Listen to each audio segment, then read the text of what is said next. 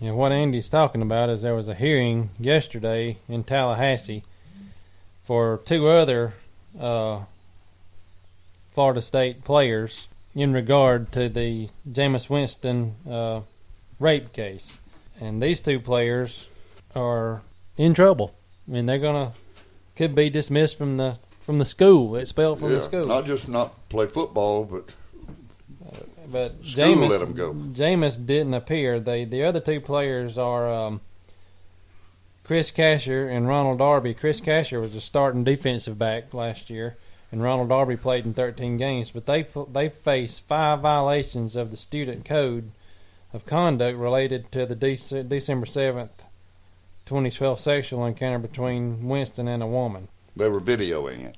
Well, one of them heard the girl tell Jameis to stop, and he goes in and videotapes it just to say, hey, she told him to stop. Well, for some reason that video has disappeared. Huh. And Jameis didn't appear yesterday in court, which he was supposed to be there as a witness, but he was at the ACC baseball tournament in North Carolina. You would think with today's technology that there would be a way to re-pull that. Oh, there is. They'll find it. But also too, you watch if there's any dirt on Jameis that those 2 boys know about, if they get kicked out of school, their retaliation bus is going to come back, and they are going to. Hammer. Well, the woman was there in court yesterday that has accused Winston, and those 2 players were there yesterday, and they even stopped the court to go outside and see if Jameis was there because he was supposed to be there as a witness, and he wasn't there. He didn't want to be a rat. No. Well, I mean, this guy, he just thinks he's above the law. He's just running amok. The thing is, these 2 guys that are they're on trial now for trying to stop what was going on. And it's coming back to haunt them. They thought they were coming in to help out. They're trying to be honest, know they made a mistake. But now it's turned around that these 2 guys are probably going to get kicked out of school, and they ought to be if they're in their video in this. And it's also going to start to unravel for Jimbo Fisher, I believe, because let's say 4 months from now you got a starting wide receiver or a backup linebacker that plays regularly, gets into some type of trouble similar to this or maybe a little lesser, but he's disciplined more than what Jameis is. He's not going to be happy, and that's going to eventually cause some type of dissension on the team. Mm-hmm. Yeah, when a player's getting special treatment, it comes back to haunt you.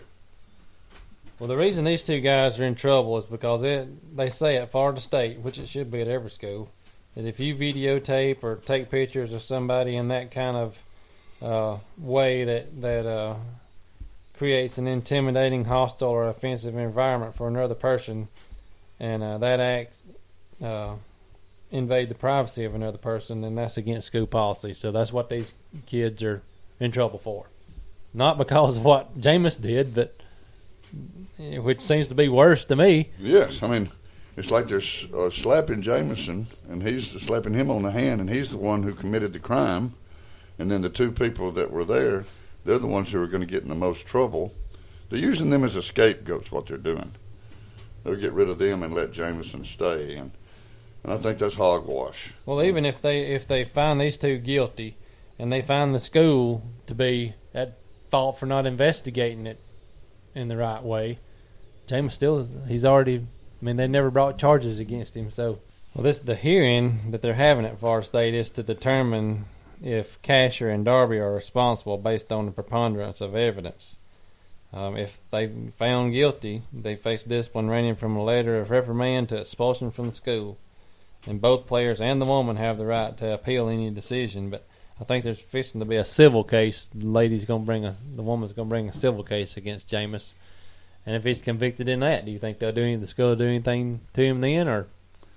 Well, it depends on who they play that week. Yeah. I guess you're right. They can probably suspend him for a game, one of these lollipop games, and say, okay, Jameson, you can't play this week, but we got to have you next week. Yeah. If they're playing somebody that's got a good law school, then they might have seen him. Yes. Well, this player said, he deeply regrets doing what he did, videoing it that night, but he went in, he wasn't in there until he heard the lady telling him to stop. Yeah.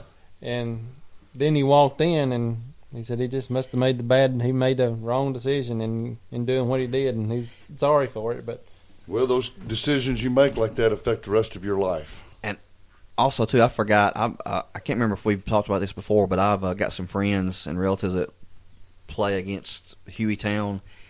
And the story started out, Jameis had a girlfriend that played basketball at Hoover High School. Well, she graduated and got a scholarship to Rutgers. I think it's one of the Big East schools up there. Well, Jameis gets the scholarship to Florida State. Well, during the Christmas break, she had texted him and said, "Hey, I'm going to fly down and spend Christmas break with you. Or so we can drive back up to Birmingham or some kind of deal." And, of course, Jameis had this little girl on the side, and he's tried to break it off, and she was not real happy about that. And I think this is how this kind of came about, being public, because I think she was just probably going to keep quiet about it, and she didn't like the fact that he had another girlfriend. Well, I wonder if he's been trying to get any advice from that Notre Dame boy. From Manti-Te'o? Yes. That'd probably benefit him, because you can't be accused of rape if you're having an imaginary girlfriend. He's right. That's one of the... I still just can't get over that. I can't either. I mean, I know they were having to find something to distract Notre Dame before that Alabama game, but I mean, it worked, obviously. Yes. How that never came out until after the football game is beyond me. I know it. Especially with him being up there with the Heisman, because the whole season I thought the kid was overrated, because hey, he made 10 tackles against blah blah State. Yeah. And I thought, well, I might want to be careful, because he may come out and have the game of his life against Alabama. Yeah, but he ended up in the ball game. I know it. He spent most of his time on his back in that Alabama game. He got stepped on a bunch. Who was it? Eddie Lacy that just ran just ran over him and just made him look like a little girl. Yeah, we'll be back in just a minute. On a long and lonesome highway east of Omaha, I can listen to the engine moaning. Mom, Dad, this is John Kroll from Big Oak Ranch. Since 1974, we've raised nearly 2,000 children. Raising children is a hard job. But if I could give you just one piece of advice, it's got 3 parts to it. First off, relax. Nobody's perfect. We all mess up. So first thing, just relax. Number 2, realize what you may be doing wrong. As I said, there's no such thing as a perfect parent. If there's something wrong, realize it. Number 3, be willing to change. That is great parenting, because when you relax and you know what you're doing wrong and then you're willing to change, then everybody wins, especially your children. For more insights from Big Oak Ranch founder John Croyle on strengthening the foundation of your family, visit bigoak.org/family.